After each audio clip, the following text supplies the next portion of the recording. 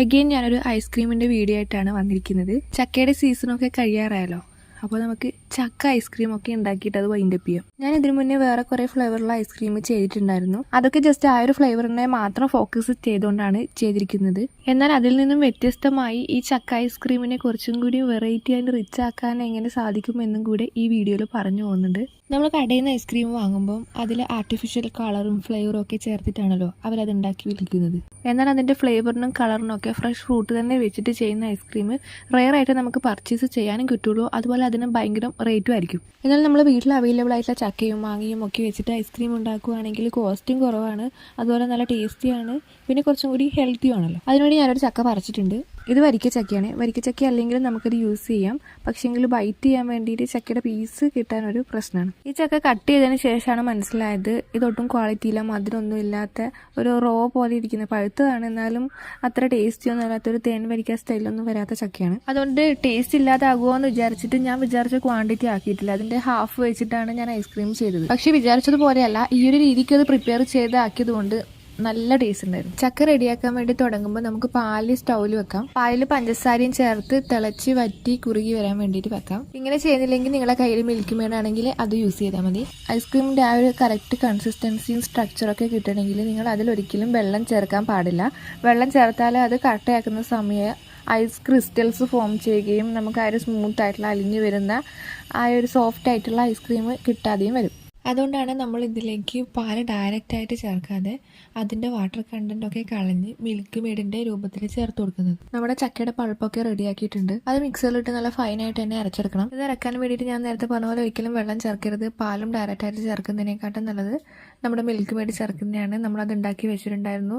അത് റൂം ടെമ്പറേച്ചറിലേക്ക് ആയിട്ടുണ്ട്. അതും ഇതിലേക്ക് ഒഴിച്ചു കൊടുക്കും. മിൽക്ക് മെയ്ഡ് കയ്യിലുണ്ടെങ്കിൽ അത് ചേർത്താലും മതി. ഡയറക്റ്റായിട്ട് പാല് ചേർക്കുന്നതിനെക്കാട്ടിലും സ്വാദ് കൂടുന്നതും മിൽക്ക് മെയ്ഡ് ചേർക്കുമ്പോഴാണല്ലോ. ചക്ക ഇതുപോലെ ഫൈനായിട്ട് തന്നെ അരച്ചെടുത്തിട്ടുണ്ട്. ഇനി അടുത്ത പരിപാടി എന്താണെന്ന് നോക്കാം. വിപ്പിംഗ് ക്രീമിനെ നന്നായിട്ട് പതച്ചെടുക്കണം. ഞാനിവിടെ യൂസ് ചെയ്തിരിക്കുന്നത് മധുരമുള്ള വിപ്പിംഗ് ക്രീമാണ്. വിപ്പിംഗ് ക്രീം പതപ്പിച്ചെടുക്കുമ്പം അറിയുന്ന ഒരാളെ സംബന്ധിച്ച് അത് ഭയങ്കര സിമ്പിളായിട്ടുള്ള കാര്യമാണ്, അത്ര ടാസ്ക്കൊന്നുമല്ല. എന്നാൽ ആദ്യമായിട്ട് ചെയ്യുന്ന ഒരാളെ സംബന്ധിച്ച് അത് പതഞ്ഞ് വരാതിരിക്കാൻ, അത് പതഞ്ഞ് വരുന്നത് ഫെയിലാകാനുള്ള ചാൻസ് വളരെ കൂടുതലാണ്. ബീറ്ററും മിക്സിയും പോലും ഇല്ലാതെ നമ്മളെ കൈവച്ച് ഇങ്ങനെ ഒരു വിസ്കും വാങ്ങിയാൽ എങ്ങനെ അത് ചെയ്തെടുക്കാമെന്ന് ഡീറ്റെയിൽ ആയിട്ട് മാംഗോൻ്റെ ഐസ്ക്രീം വീഡിയോയിൽ പറയുന്നുണ്ട്. എല്ലാത്തിലും സെയിം കാര്യം പറഞ്ഞ് റിപ്പീറ്റ് അടിച്ച് ബോറടിപ്പിക്കുന്നില്ല. കേക്കിന് സ്റ്റിഫാകുന്ന അത്രയൊന്നും വിപ്പിംഗ് ക്രീം ഇതിന് സ്റ്റിഫാക്കണ്ട. ഇതേ രീതിയിൽ ഞാൻ ഈ വീഡിയോയിൽ കാണിക്കുന്നത് പോലെ ആയാൽ മതി. അതിലേക്ക് ഞാൻ ബട്ടർ ചേർത്ത് കൊടുക്കുന്നുണ്ട്. ഓപ്ഷനിലാണ്, കയ്യിലുണ്ടെങ്കിൽ മാത്രം ചേർത്ത് കൊടുത്താൽ മതി. വിപ്പിംഗ് ക്രീമിൻ്റെ എല്ലാ ഭാഗത്തേക്കും ബട്ടർ മിക്സ് ചെയ്തതിന് ശേഷം നമ്മൾ നേരത്തെ അരച്ച് മാറ്റി വെച്ചിരുന്ന ചക്ക മിൽക്ക് മെയ്ഡ് മിക്സ് ചേർത്ത് കൊടുക്കാം. 2 ഗ്ലാസ് വിപ്പിംഗ് ക്രീമാണ് എടുത്തിട്ടുള്ളതെങ്കിൽ 1 മുതൽ 1.5 ഗ്ലാസ് വരെ ചക്ക അരച്ചത് ചേർത്ത് കൊടുക്കാം. 1.5 ഗ്ലാസ് ചക്ക ജ്യൂസ് ആണെങ്കിൽ ചക്കയുടെ കണ്ടൻറ്റ് 1 ഗ്ലാസും ബാക്കിയുള്ളത് 1/2 ഗ്ലാസ് മിൽക്ക് മെയ്ഡിൻ്റെതും ആണല്ലോ വരുന്നത്. ഞാനിവിടെ യൂസ് ചെയ്ത ചക്ക ഒട്ടും യെല്ലോ കളറൊന്നും ഇല്ലാത്തതും അധികം മധുരമൊന്നും ഇല്ലാത്തതായിരുന്നു. അതുകൊണ്ട് ചക്കയുടെ ഒരു ടേസ്റ്റ് മാത്രമേ നമുക്ക് കിട്ടിയിട്ടുള്ളൂ. ആ ഒരു യെല്ലോയിഷ് കളർ നമുക്ക് കിട്ടിയിട്ടില്ല. നിങ്ങൾ എടുക്കുന്ന ചക്ക നല്ല യെല്ലോ കളറുള്ള ചക്കയാണെങ്കിൽ ആ ഐസ്ക്രീമിനും നല്ല യെല്ലോ കളറും ഉണ്ടാകും. അതുപോലെ മധുരം ഞാൻ ചേർത്തതിനേക്കാട്ടിലും കുറച്ച് ചേർത്ത് കൊടുത്താലും മതി, നല്ല തേനും ഇരിക്കുകയാണെങ്കിൽ. അപ്പോൾ സ്റ്റിഫായിട്ടുള്ള വിപ്പിംഗ് ക്രീമിലേക്ക് മിൽക്ക് മെയ്ഡും ചക്കയുള്ള മിശ്രിതം ഒഴിച്ചു, അതുപോലെ ബട്ടർ ഒഴിച്ചു. ഇതെല്ലാം നന്നായിട്ട് മിക്സ് ചെയ്ത് ഐസ്ക്രീമിൻ്റെ ബേസിക് സ്ട്രക്ചർ ആയിട്ടുണ്ട്. ആ മിക്സ് അതുപോലെ തന്നെ ഫ്രീസ് ചെയ്ത് കഴിച്ചാലും ചക്ക ഐസ്ക്രീം റെഡിയാകും. ഞാനിവിടെ കുറച്ച് ചക്കയുടെ പൾപ്പ് മാറ്റി വെച്ചിട്ടുണ്ടായിരുന്നു, അത് ചോപ്പ് ചെയ്തെടുക്കാം. ഐസ്ക്രീമിൻ്റെ മിക്സ് റെഡിയാക്കിയതിന് ശേഷമാണ് ഞാൻ ബൈറ്റിൻ്റെ കാര്യങ്ങൾ റെഡിയാക്കുന്നത്. അതുകൊണ്ട് മിക്സ് ചെയ്ത കാര്യങ്ങൾ റെഫ്രിജറേറ്ററിൽ കീപ്പ് ചെയ്തിട്ട് വേണം ബൈറ്റിലുള്ള കാര്യങ്ങൾ റെഡിയാക്കാൻ. ഞാൻ യൂസ് ചെയ്ത ചക്ക അത്ര ടേസ്റ്റി ഇല്ലാത്തതുകൊണ്ട് ഐസ്ക്രീം നന്നാവാതിരിക്കേണ്ട എന്ന് വിചാരിച്ച് ഞാനതിനൊരു ബട്ടർ സ്കോച്ച് എഫക്റ്റും കൂടെ കൊടുക്കുന്നുണ്ട്. അപ്പോൾ അതിനുള്ള കാര്യങ്ങളും കൂടെ ചെയ്തെടുക്കാം. അതിനുവേണ്ടി കുറച്ച് നിലക്കടല എടുക്കുന്നുണ്ട്. ഇത് വറുത്തതാണ്, ഇത് തൊലി കളഞ്ഞെടുക്കണം. പിന്നെ ഞാൻ അതിലേക്ക് ബദാമും കൂടെ ചേർത്ത് കൊടുക്കുന്നുണ്ട്. പീനട്ട് മാത്രമാണെങ്കിൽ, നിലക്കടല മാത്രമാണെങ്കിൽ അത് മതി. ഇനി എല്ലാ കാഷ്യൂനട്ടും പിസ്താച്ചും അങ്ങനെ കുറേ നട്ട്സ് ഉണ്ടെങ്കിൽ അത് എല്ലാം കുറച്ച് കുറച്ചായിട്ട് ചേർത്ത് കൊടുക്കാം. ഈ പീനട്ട് ജസ്റ്റ് ഒന്ന് ക്രഷ് ചെയ്തെടുക്കാം. ബദാമിനും പീനട്ടിൻ്റെ എല്ലാം പീസ് ഒരേ സൈസിലാകാൻ വേണ്ടിയിട്ടാണ് ക്രഷ് ചെയ്തെടുക്കുന്നത്. ഇത് നെയ്യിൽ ജസ്റ്റ് ഒന്ന് വറുത്തിട്ട് വരണം. അത് വറക്കുന്നതിന് മുന്നേ നമുക്കൊരു 2 ടേബിൾ സ്പൂൺ പഞ്ചസാര കാരമലൈസ് ചെയ്യാൻ വെക്കാം.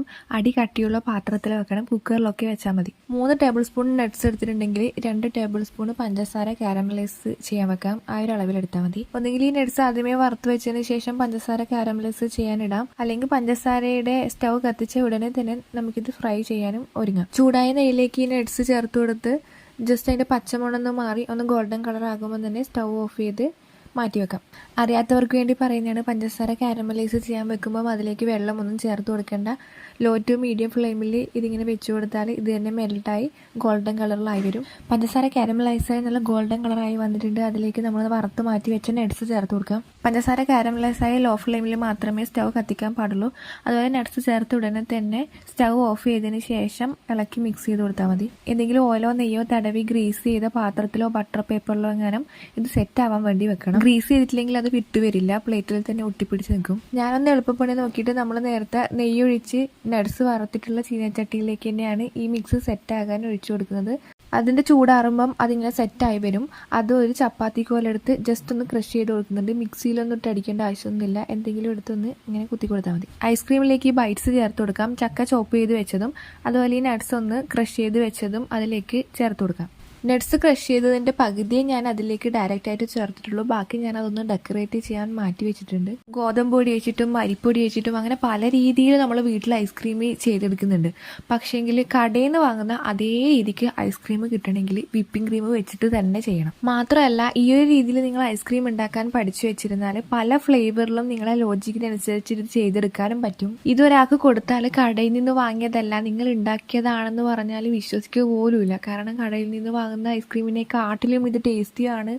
ഐസ്ക്രീമിൻ്റെ ആ സ്ട്രക്ചറും കാര്യങ്ങളെല്ലാം അതിലും പെർഫെക്റ്റ് ആയിട്ട് തന്നെ നമുക്ക് കിട്ടുകയും ചെയ്യും. ചക്കയും മിൽക്ക് മെയ്ഡും അരച്ചിട്ടുള്ളതും അതുപോലെ ക്രഷ്ഡ് നട്ട്സും വെച്ചിട്ട് ഇതേപോലെ നല്ല സൂപ്പറായിട്ടൊരു ഡിസൈനും ഐസ്ക്രീമിന് കൊടുക്കുന്നുണ്ട്. നമ്മൾ വീട്ടിൽ ചെയ്യാൻ പറ്റില്ല എന്ന് വിചാരിക്കുന്ന പല കാര്യങ്ങളും നമുക്ക് വീട്ടിൽ തന്നെ ചെയ്തെടുക്കാൻ പറ്റും. അതും ചെറിയ കോസ്റ്റിൽ നല്ല ഹെൽത്തി ആയിട്ട്. ഇതുപോലുള്ള കുറേ വീഡിയോസ് ഞാൻ ചാനലിൽ അപ്ലോഡ് ചെയ്തിട്ടുണ്ട്. സമയമുള്ളപ്പോൾ കണ്ടു നോക്കണം. ഡെക്കറേഷനൊക്കെ കഴിഞ്ഞ് സെറ്റ് ആവാൻ വേണ്ടിയിട്ട് ഇത് ഫ്രീസറിൽ കയറ്റി വെക്കണം. ഓവർനൈറ്റ് വെക്കണം. അതുപോലെ റെഫ്രിജറേറ്ററിൻ്റെ ഏറ്റവും തണുപ്പ് കൂട്ടിയിട്ട് വെച്ച് കൊടുക്കുന്നതാണ് നല്ലത്. എന്നാലേ അത് നല്ല രീതിക്ക് സെറ്റായി വരുള്ളൂ. ചക്ക ഐസ്ക്രീം ആദ്യമായിട്ട് ഞാൻ കഴിക്കുന്നത് പയ്യാർ ഉത്സവത്തിന് പോയപ്പോഴാണ്. ചക്ക ഉപയോഗിച്ചൊക്കെ ഐസ്ക്രീമോ എന്നൊക്കെ വിചാരിച്ചിട്ട് അത് വാങ്ങി ടേസ്റ്റ് ചെയ്ത് നോക്കുമ്പോൾ നല്ല ടേസ്റ്റ് ഉണ്ടായിരുന്നു. ചക്ക വെച്ച് എങ്ങനെയാണ് ഇത്രയും ടേസ്റ്റുള്ള ഐസ്ക്രീം ഉണ്ടാക്കുന്നത് എന്നൊക്കെ അന്ന് ചിന്തിച്ചിട്ടുണ്ടായിരുന്നു. പിന്നെയല്ലേ അത് മനസ്സിലായത് നമുക്ക് വീട്ടിലുണ്ടാക്കാൻ പറ്റുന്നതേ ഉള്ളൂ. ഓവർനൈറ്റ് ഒന്നുമല്ല, 1 ഡേ ഒക്കെ കഴിഞ്ഞതിന് ശേഷമാണ് ഞാനിത് ഓപ്പൺ ചെയ്ത് വീഡിയോ എടുക്കുന്നത്. ഐസ്ക്രീം ഉണ്ടാക്കുമ്പോൾ ശ്രദ്ധിക്കേണ്ട ആകെ ഒരു കാര്യം, ഒരു പാകത്തിന്റെ ഒരു കാര്യം നോക്കേണ്ടത് വിപ്പിംഗ് ക്രീമിന്റെ പതപ്പിക്കുമ്പോഴാണ്. വിപ്പിംഗ് ക്രീം പതപ്പിച്ചത് കുറച്ച് ലൂസായി പോയെങ്കിൽ അത് നമുക്ക് സ്കൂപ്പ് ചെയ്തെടുക്കാൻ പറ്റില്ല, പെട്ടെന്ന് മെൽട്ടായി പോകും. എന്നാൽ കേക്കിനെക്കാട്ടിലൊക്കെ വിപ്പിംഗ് ക്രീം സ്റ്റിഫ് ആയി പോയെങ്കിൽ ഇത് റൂം ടെമ്പറേച്ചറിൽ ഇരുന്ന് മെൽട്ട് ആവുകയില്ല, ഐസ്ക്രീം ആണെന്ന് തോന്നുകയില്ല. പക്ഷെ നമ്മൾ ഈ ഐസ്ക്രീം നല്ല കറക്റ്റ് ആയിട്ട് തന്നെ വന്നിട്ടുണ്ട്. ചക്ക ഐസ്ക്രീമിന്റെ കൂടെ ബട്ടർ സ്കോച്ചും കൂടെ ബ്ലെൻഡ് ആകുമ്പോൾ ഭയങ്കര ടേസ്റ്റാണ്, പറഞ്ഞറിയിക്കാൻ പറ്റാത്ത ടേസ്റ്റാണ്.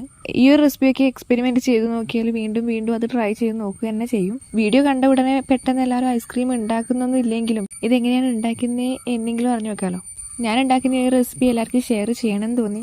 വീഡിയോ യൂസ്ഫുൾ ആയാൽ ലൈക്ക് ചെയ്യണം. അതുപോലെ ഇതൊക്കെ കണ്ട് ഇൻസ്പയർഡ് ആയി നിങ്ങൾ എന്തെങ്കിലും ഐസ്ക്രീം ഉണ്ടാക്കുന്ന നേരത്ത് ഒന്നും കൂടിയും കണ്ടു നോക്കാൻ ചാനൽ ഒന്ന് സബ്സ്ക്രൈബ് ചെയ്ത് വെക്കണം. ഫ്രണ്ട്സിലും ഫാമിലിക്കും ഷെയർ ചെയ്ത് കൊടുക്കണം. അതുപോലെ നിങ്ങളുടെ അഭിപ്രായങ്ങളും നിർദ്ദേശങ്ങളും കമന്റ് ബോക്സിൽ അറിയിക്കാൻ മറന്നു പോകില്ലല്ലോ. മറ്റൊരു നല്ല വീഡിയോയിൽ വീണ്ടും കാണാം.